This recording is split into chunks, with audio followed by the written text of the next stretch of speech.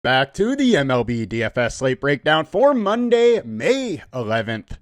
Let's dive in. We got a 6-game slate on DraftKings, 4 games on FanDuel. DraftKings made all 6 games in the MLB part of the main. Starts an hour earlier than normal, so just be prepared if you are on DraftKings. Understand that. Now, I'm your host, Tyler Weeman, and come join us at LineStar. $39.99 a month gets you access to all we do, the props, the DFS. You get it all for one low price. Now, let's dive into the fun. We're going to start off going with a review of yesterday's slate, then jump into some pitchers to consider today, and lastly, the stack attacks. All right, starting on DraftKings, Jay Moore, 3903, took home $50K. They had 2 pay-up options in DeGrom and Gilbert, towed in the bump, and it did it for them. Then they had a 5-man Philly stack, a 2-man Cleveland, and a one-off with Cody Bellinger. Good old 5-2-1 gets it done again. The lineup construction that wins the most on DraftKings. Then the perfect lineup went to Gilbert and DeGrom. Not really a huge surprise. Both were only moderately owned. Both had exceptional games. So it was a pay-up day at pitcher, and then we had all one-offs here. Oh, sorry, two Angels did make the lineup. So only a 2-man stack with that perfect lineup. Again, there's a huge difference between what the winning score is and the perfect lineup score. 243.85 was that perfect lineup score, but the winning score was 175.85. This is what happens all the time. So even though you're only seeing a 2-man stack on the perfect lineup, don't fall into that trap of only trying to do 2 or 3-man stacks. The reason being is you can have more correlation in your lineups, and it just makes it easier to get the nuts with your lineup. So definitely be stacking, but 49.7K was the salary used, 243.85. Now let's get into FanDuel. Need lunch money dough, took it down, 238 was his score. He had DeGrom.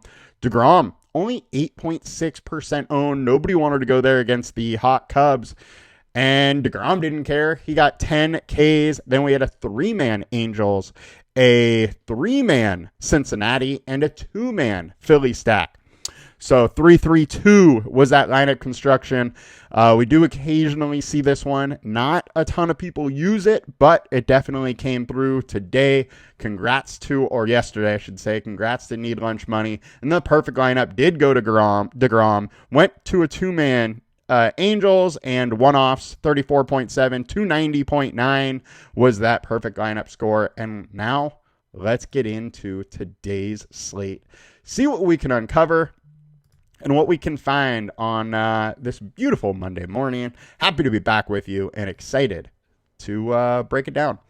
It's a little bit of an ugly pitching slate, to be honest. There's some decent names, but nothing really is jumping off the board for me. You have Nathan Eovaldi, who has been absolutely dealing, but both games versus New York, and like I talked about last time, when he was facing New York, he has a very good track record versus New York. For whatever reason, he steps up playing them.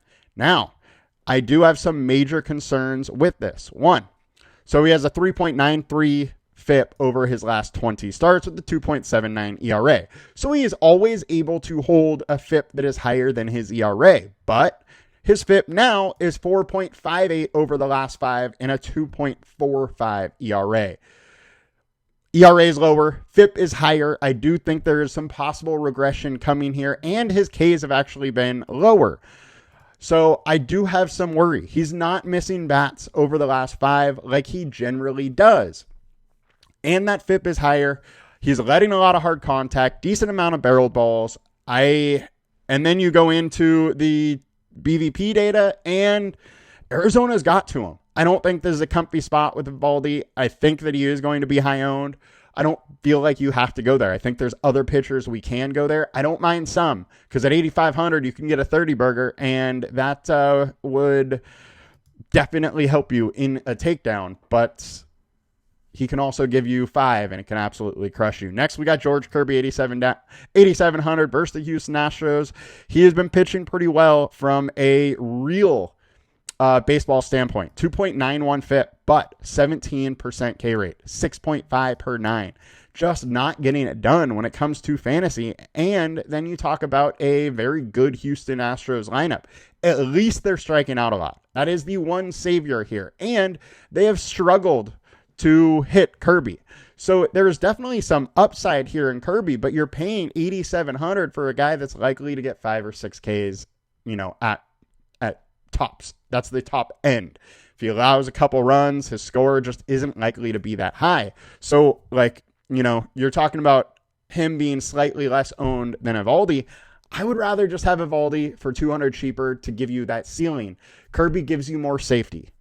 He is consistent. He's going to come and give you likely, high teens, maybe give you 20, but you're not getting that 30 ceiling out of him, and that's what worries me. In a tough matchup, I just have a hard time to really want too much Kirby. Next, we got Ryan Weathers, 8,300. We have a higher projection for him. The consensus is higher on him. He is also cheaper and less owned. I think Weathers makes a ton of sense. Out of these 3 highest owned guys, he is my favorite. 4.06 FIP over the last 20, 4.02 over the last 5. Again, though, this is a similar spot as Evaldi where he might be a little over his skis. He might be pitching a little bit better or getting a little more results than he's actually pitching lately, as the 4.02 FIP over a 2.67 ERA, and his FIP versus ERA over the last 20 is generally much closer. So there could be some regression here, but Baltimore offense right now does not scare me. They have been just struggling outside of Alonso and Ward. Sorry, I feel like I'm going to sneeze here. They're just not really getting it done offensively. And so I'm all in on picking on Baltimore today. 25.8% combined K rate. There's definitely some regression risk, but weather's been very good, and I think he could keep it going today. Cantillo, I can't go to. He hasn't been very good. It is a decent spot here. The Angels definitely aren't as good as versus lefties, strike out more. There's reasons to go here, and Cantillo's way better at home. His last 3 have been away. His home scores have been decent. So there is some reasons to go here for sure. I just don't love the spot for him either. Kevin Gausman versus Tampa Bay. 4.53 FIP over his last 5, 3.13 over his last 20, K rate in the mid-20s over the last 20, but down to 14% over the last 5. Now, Milwaukee, Arizona, Cleveland, Minnesota, Tampa Bay, pretty much all teams that don't strike out much. And so you got to give him a little pass on that K rate, but it's still super, super, super low. And BVP is not working in his favor. Only 65 plate attempts, but hitting 400 is very, very high. I don't feel all that comfy about Gausman being the most expensive guy on the slate. At least he's going in a little lower owned. Now, let's get into my favorite pivots. Sorioka might be one of my favorite pitchers on this slate. 1, 7.5 game total. 2, 3.97 FIP over the last 5, 3.74 over the last 20. K rates in that mid-20s, allowing a lot of fly balls, but at least it's a very, very pitcher-friendly park. And the splits for the Rangers, they haven't been all that good. I think there's a ton of reason to go to Sorioka. Not only does he give you a good ceiling, we have seen 30 out of him. We've seen, mid-20s. I like him a lot. He's in this low-scoring game here. I think there's big-time upside, and he's only 7,300. Pair him with one of the higher-owned, higher-priced pitchers, and you got a lot of money for bats, and you got a lot of upside there. My next favorite pivot is Rasmussen. 7 is the game total. They are underdogs, but it's going to be a close, tight game. And he has a 3.68 FIP over his last 5 to 25% K rate. He's allowing a few, stolen bases, but really doesn't scare me all that much. Statcast data solid. A barrel or two too many, but not that big of a deal. The splits, however, are a little scary. Toronto's been hitting very good, and he has been good versus Toronto. All in all, I think at 7,700 going low owned, you need to consider him. There's upside here. He's cheap. His projection is decent. I think you can definitely go there. I don't even mind just going Soroka and Rasmussen, and you can get whatever bat you want. Yankees are going to definitely profile pretty well against Brandon Young and his high fly ball rate and high hard contact rate. and for a team that's been hitting the ball very hard. So you could pay up for those Yankee bats easy and get 2 low price pitchers if you want. I don't feel like these two are that much worse than the high owned options here. Now, let's check out FanDuel high owned. It is only a 4-game slate over here. So we got Kirby, Evaldi, and Gausman as the 3 high owned. I think Sorioka has to be clearly in play, as well as Rasmussen over here. Way lower owned. They got the upside. I could easily see, Kirby only put up, say, 6 innings, 4 or 5 Ks, gives up 2 earned runs. A fine outing from a real baseball perspective, but not getting it done for DFS. You could see Evaldi. I could see him get blown up in this spot versus Arizona, to be honest. Or just give up 3 runs and, not do quite enough to be needed.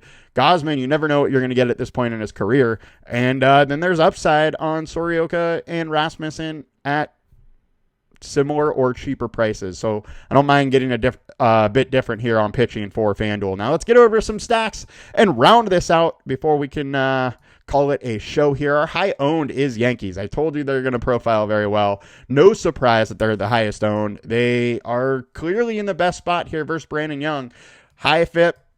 Bullpen behind him is not all that great. Good hitting park. A lot going in their favor here. Highest projected, Yankees are all over it again. Highest value action, we got Houston versus Kirby. Now, Kirby doesn't generally get blown up. He gives 2-3 runs or 1 to 3 runs. Works 6 innings, is efficient, doesn't get blown up. But Houston is a good offense and super cheap, so I don't mind getting a little bit of them. But Giants versus Roki, I love it. Roki hasn't been great. He has been getting by. He's given up 2, 3, 4 runs a game. FIP is elevated. He's walking a ton of guys. You walk a couple people, then you have a home run friendly park like Dodger Stadium, and bad things can happen. So I think San Francisco makes a ton of sense for some stacks here. Texas versus Sorioka. Sorioka can be a little hit or miss, so I don't mind it a little bit, but I definitely got to say I like those Arizona stacks as well for a leverage option. High ceiling, we got Yankees. High leverage, Arizona's all over it. No surprise there. I think you definitely need to consider some Arizona stacks today. It's a 6-game slate. Evaldi is going to be super high owned. I'm not totally sold on his data coming into this matchup. I think he could definitely get lit up by what is a pesky Arizona offense that just somehow gets it done. Dodgers at 5.1 for the implied team total. Yankees at 4.9. Seattle at 4.8. Seattle is going against Lambert, who's been decent. 3.6 FIP over his last 5, 3.9 over the last 10, but that bullpen behind him is awful. Definitely reasons to go there. We're not totally sure who Cleveland is facing. It could be Alek Manoah. But behind him's a more bullpen, and I'm totally fine taking some Cleveland here in this spot. Houston versus Kirby at 4.2, 4.1 for Baltimore. My favorite stacks down on the lower side are these 3 by far. I think Arizona with the leverage is interesting. Texas does worry me a little bit. I wouldn't have a ton of him, but Giants I definitely like. And then Dodgers and Yankees are both definitely interesting. Now, Trevor McDonald only has a couple starts in MLB, but he has looked very, very good. But he's still a young prospect. You never know what can happen. And this offense from the Dodgers is very, very good, even though they scuffled a little bit against the Braves and are now tied for first place again with the San Diego Padres. Just had to throw that in there. But all in all, I think this is a fun slate. It's an interesting one. We can definitely get different. We will be back with more tomorrow, on which will be a big, giant slate. You all have a good one. Hope you had a good weekend. Please make sure to like, comment, and subscribe, and I'll talk to y'all later. Peace!